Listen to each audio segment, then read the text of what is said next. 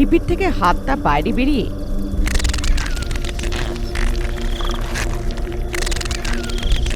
রাধিকার পাটা যেই ধরে নেয় ও ওখানেই চিৎকার করে পড়ে যায়। বাপরে, বাঁচাও কাকি, বাঁচাও! অন্ধকারের মধ্যেই মন্ত্র জানা কাকি ওখানে পৌঁছে মন্ত্রদণ্ড দিয়ে পিশাচের হাতের উপরে প্রহার করার সাথে সাথে হাতটা আবার ঢিপির মধ্যে চলে যায়।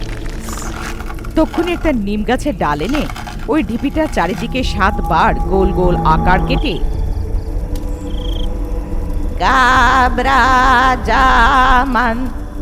গাবরাজামাঞ্জু মন্ত্র পড়ে বেতাল মুকুটটা বার করে দিয়ে ওই ঘেরাটার মধ্যে রেখে বম বম বেতালা গম গম রক্তদ্বারম গং গং বাধ রক্ত মার্গ। যেই এটা বলা হলো, ঢিপির মধ্যে লাল চকচকে আগুনটা বন্ধ হয়ে গেল।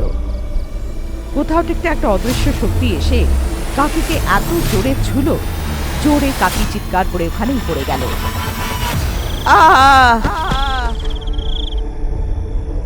চিৎকারটা দূর থেকে লোকে শুনে ফেলল। মা বিপদে পড়েছে। এইটা ভেবে অনেক দ্রুত গতিতে এখান থেকে উড়ে এসে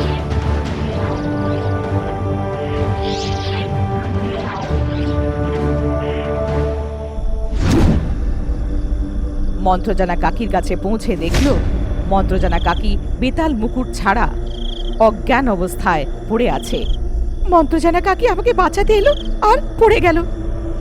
যা কিছু হয়েছিল সব কথা জানিয়ে তাকে নিজের বাড়ি নিয়ে গেল। আমার মনে হয় মা সেই ভূতকে বেঁধে দিয়েছে। আপনি ধৈর্য ধরুন, আমি যতক্ষণ এসে বলছি না সে ঢিপির কাছে যাবেন না। এমন বলে মন্ত্রজানা কাকিকে নিয়ে সোজা নিশাচর তান্ত্রিকের কাছে নিয়ে গেল আর সব কিছু বলল। আমি বুঝতে পারছি না মায়ের কি হয়েছে নিশাচর, উনি চোখ খুলছেন না কেন? এইটা কাল নাগের বন্ধন। 21 দিনের মধ্যে যদি এই বন্ধনের থেকে না বের হওয়া হয় তাহলে কাল নাগ শেষ করে দেবে, মানে মন্ত্র কাকির বেঁচে থাকা অবস্থায় শরীর পুড়ে যাবে। মহান শক্তিশালী আমার মা, মন্ত্র কাকির উপরে এই বাঁধন কে লাগাতে পারে? এইটা কি করে খোলা যেতে পারে? আমার এইটা জানার জন্য সময় দরকার। এই দেখো, এইটা নাগবেলা বৃক্ষর জড়। এইটা সুগন্ধ 3 দিন অবধি কাকিকে শোঙাও, ওনার জ্ঞান ফিরবে। কিন্তু সেই বাঁধন পুরোপুরি খোলার পরেই কাকি শক্তিশালী হবে। আমি কালকের জন্য জড়িবুটি বানিয়ে রাখবো, কেউ এসে যেন নিয়ে যায়। চিন্তা করো না, কাকির কিচ্ছু হবে না, আমি আছি তো।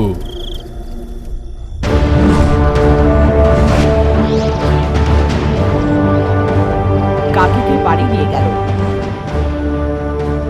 আর বিছানার তলায় নাগ বেলার শিকড় জ্বালিয়ে দিয়ে কাকিকে ধুনোটা শোগালো। অজ্ঞান কাকি চারিদিকে সবাই দুঃখ হয়ে দেখছিল।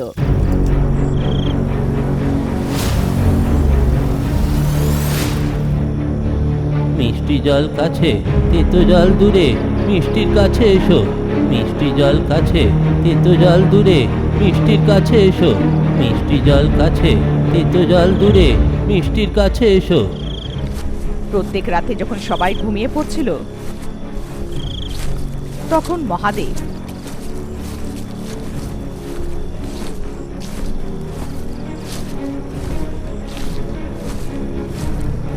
দুমুঠে চাল নিয়ে গিয়ে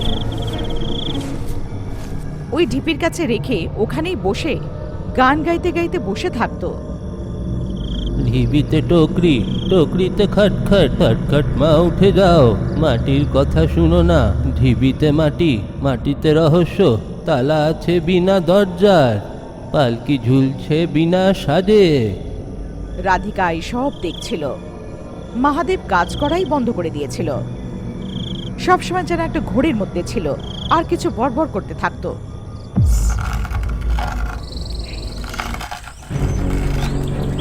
একদিন ছেলে কোমল দেয়ালে একটা মুন্ডু একটা ছোট ছেলের চিত্র বানালো। যখন রাধিকা লাল চোখওয়ালা ভয়ানক চিত্র দেখলো ও ভয় পেয়ে গেল। ওর পরিবারের সাথে এসব কি হচ্ছিল এটা বুঝতে না পারার কারণে তক্ষুনি গঙ্গা মায়ের কাছে গিয়ে সবকিছু জানালো। সবকিছু কিরম আজব। আমার ছেলে, আমার বর, এমনকি জমিতে সাপের ঢিপিটাও আজব ব্যবহার করছে। দয়া করে তুমি কিছু বলো গঙ্গামা। তোমার জমিতে যেটা আছে ওটা কোনো সাপের ঢিপি নয়। এটা ওই জায়গা যেখানে আমাদের গ্রামের লোকেরা অনেক বছর আগে খরার থেকে বাঁচার জন্য একটা বাচ্চাকে জ্যান্ত পুঁতে দিয়েছিল। ওই বাচ্চার বাটা এখনো এখানে ভূত হয়ে অপেক্ষা করছে যে কেউ ওই ঢিপিটাকে ছোবে। ওই ঢিপির মধ্যে বাচ্চাটা তাকে ওর মা ভাববে। ঘোর বিপদ আসছে। কিন্তু তুমি যে যক্ষের বাচ্চাটাকে পুঁতে দেওয়ার কথা বলছো, সেটা তো রামলাল বাবার চাষের মধ্যে আছে, তাই না? হ্যাঁ, আমি তখন যেটা বলেছিলাম সেটা সত্য, এখন যেটা বলছি সেটাও সত্য। কিন্তু আমি জানি না যক্ষের বাচ্চাটা তোমার চাষের জমির যে ঢিপিটা সেটাতে আছে কিনা। কিন্তু একটা কথা আমি নিশ্চয়ই বলবো, মাটির মাধ্যমেই জবরদস্তি করেই হোক কেন একটা প্রেতাত্মার জন্ম হতে চলেছে। এটা সবার জন্য অনর্থ। তুমি কি জানো যে কি হতে চলেছে? তোমার মা, যে তোমার আপন মা নয়, তার গর্ভে কে জন্ম নিতে চলেছে বলবো?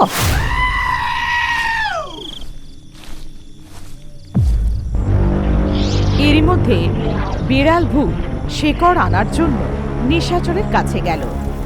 ওদিকে মুহাতে যেমন নিশাচর বলেছিল, মন্ত্রজানা কাকি 3 দিন পরে জ্ঞান ফিরল। কিন্তু কাকি খুবই কমজোর হয়ে গেছিল, একদম শক্তি ছিল না। একটা আত্মা মৃত্যু লোকে না, বরং মাটিতে ফেসে আছে। ও গর্ভের প্রতীক্ষা করছে। কি বলছো মা? আমি কিছু বুঝতে পারছি না। কে সেই শক্তি যে তোমাকে আটকেছে? বলো আমাকে, আমি তাকে শেষ করে দেব। এরই মধ্যে বিড়াল ভূত নিশাচর যে ওষুধটা দিয়েছিল এনে ভূমিকে দেয়। সবাই মন দিয়ে শোনো, মহুয়াতে কোনো একটা শক্তি আমাকে থামিয়ে রেখেছে। আমি যেটা বলছি সেটাই করো। নিজেরা ফয়সালা নিয়ে যা মনে আসে যদি করো, তাহলে আমাদের সবার সাথে অন্য লোকেরাও বিপদে পড়বে। তাই এখন থেকে কেউ আমাকে না জানিয়ে কিংবা আমার আদেশ না মেনে কিচ্ছু করবে না। বেড়াল ভূত, তুমি এক্ষুনি যাও, রাধিকার পড়ার কাপড় নিয়ে এসো। Ajumba, ajumba, jambere jambu ajumba, jamat pe ajumba, kambara kambu ajumba, abraka, ham pat swaha, pata pat swaha. ঠিক আছে বলে বেড়াল ভূত ওখান থেকে চলে যায়। নিশাচর যে জড়িবুটি দিয়েছিল সেটা নাই ভূমি কাকির পায়ে লাগাচ্ছে। আমার বাক্সে যে নাসিকের বাসনটা আছে, নিয়ে এসো ভূমি।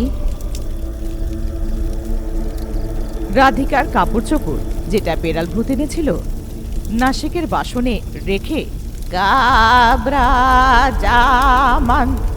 গাবরা জামানজু যেই মন্ত্রপাঠ করা হলো, বাসনে রাখা কাপড়গুলোতে হঠাৎ আগুন লেগে যায়। ভূমি, মহুয়ায় গিয়ে রাধিকাকে নিয়ে এসো। এরকম বলে কানে কিছু ফুসফুস করলো, হাতে একটা তাবিজ দিল। ঠিক আছে শাশুড়ি মা, আমি এক্ষুনি যাচ্ছি।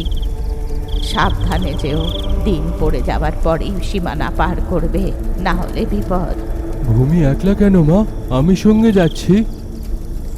তোমাকে অন্য কিছু করতে হবে। ভূমিকে কিছু কম ভেবো না, আমার বিশ্বাস করো, ভূমির কিচ্ছু হবে না। ধৈর্য ধরে গিয়ে তাড়াতাড়ি ফিরবো। নাটা রাধিকার চাষ জমিতে যেই ঢিপিটা রয়েছে, নিজের স্পর্শ শক্তি দিয়ে ওটার খোঁজ করো, আর দেখো যে আশেপাশে আর কোনো এমন ঢিপি রয়েছে। ঠিক আছে কাকি, আমি এক্ষুনি যাচ্ছি। बम बगीनी बगुते बम बजीरे, हम हिरनी गिरते कदा कजीरे, उड़ते मिड़ते हम हो स्वाहा, उड़ते मिड़ते हम हो स्वाहा। এতটুকু বলে নাটা ভূত ওখান থেকে চলে যায় আর মহুয়া গ্রামের দিকে চলে যায়। ঢিপির থেকে একটা ছোট্ট বাচ্চার কান্নার আওয়াজ আসছিল। আওয়াজটা সারা গ্রামে ছড়িয়ে পড়ল। এটা শুনে গ্রামের সবাই ভয় পাচ্ছিল। এত ভয়ঙ্কর কান্নার শব্দ আসছে, এই ভূতকে বের করার জন্য কিছু একটা তো করতেই হবে আমাদের।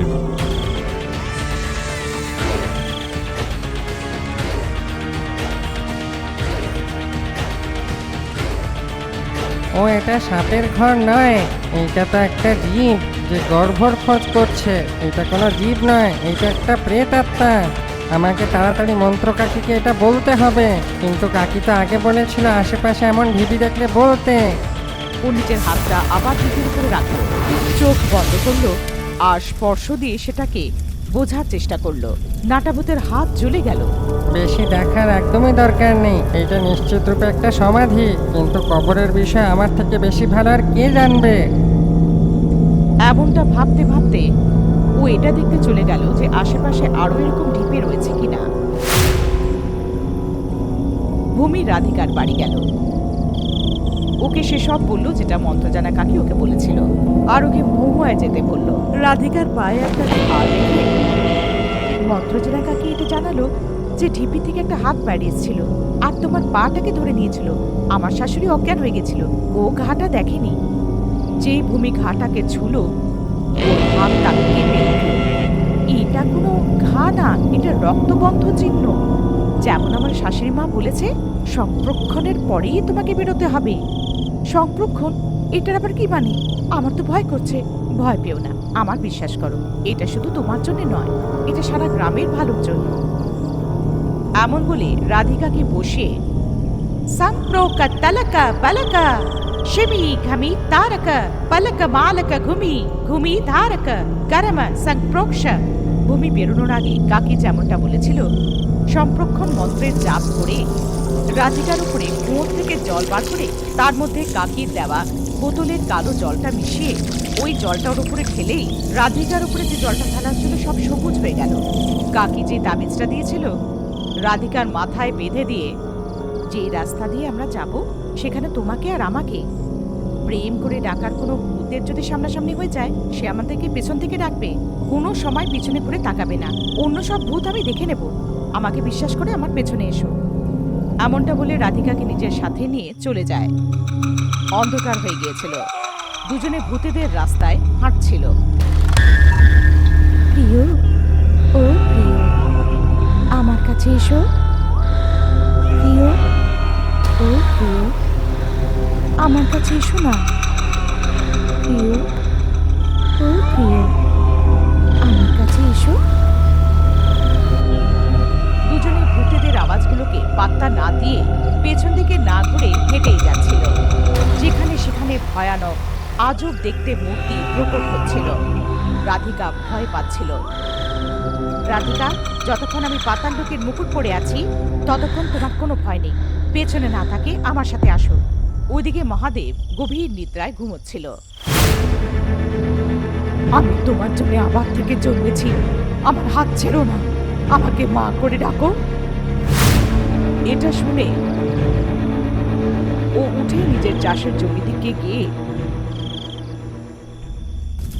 ওই ঢিপির উপর নিজের হাতে ধরে থাকা কাঠের খেলনাটাকে রেখে ঢিপিটা চকচক করে উঠল আর খুলে গেল। মহাদেব এটা বুঝতেই পারছিল না যে ও কি করছে। কিছুক্ষণ পরে মাথা ঘুরে ঢিপির কাছে পড়ে গেল। তুমি অনাথ হতে চলেছ, তুমি আমাকে শুনতে পারছো না, তুমি আমাকে দেখতেও পারছো না, কিন্তু এটা সত্য। কোমল ছোটবেলা থেকে ভূতেদের দেখতে পেত, ওদের আওয়াজ শুনতে পেত। ওই ভয়ানক ভূতকে সেভাবেই দেখতে দেখতে ভয়ের চোটে চোখ বন্ধ করে ঘুমিয়ে পড়ল। বড় আজব কথা, এই গাছের মধ্যে রক্তটা উপরের দিকে যাচ্ছে। কথা বলো না, ওই দিকে তাকিও না। আরো 10 পা হাঁটার পরে ভুতুড়ে রাস্তাটাকে পার করে বাইরে বেরিয়ে আসে। এর মধ্যে সীমানার ভূতটা উপর হয়ে যায়। আমি তোমাদের সীমানা পার করতে দেব না। যতক্ষণ আমি এখানে আছি তোমরা সীমানা পার করতে পারবে না। মহুয়ার থেকে কোনো ভূত প্রেত পিশাচ আমাকে পার করতে পারবে না, পারবেই না। এই কোনো পিশাচ নয়, এই মানুষ। মানুষকে সীমানা পার কেন করতে দেবে না? ও মানুষ, কিন্তু ওর গর্ভে পিশাচ রয়েছে। আমি বাজ, আমার বিয়ের 15 বছর হয়ে গেছে, আমি তো গর্ভবতী হইনি কোনোদিন। এখন গর্ভবতী হবার মানে কি? তাও আবার গর্ভে পিশাচ?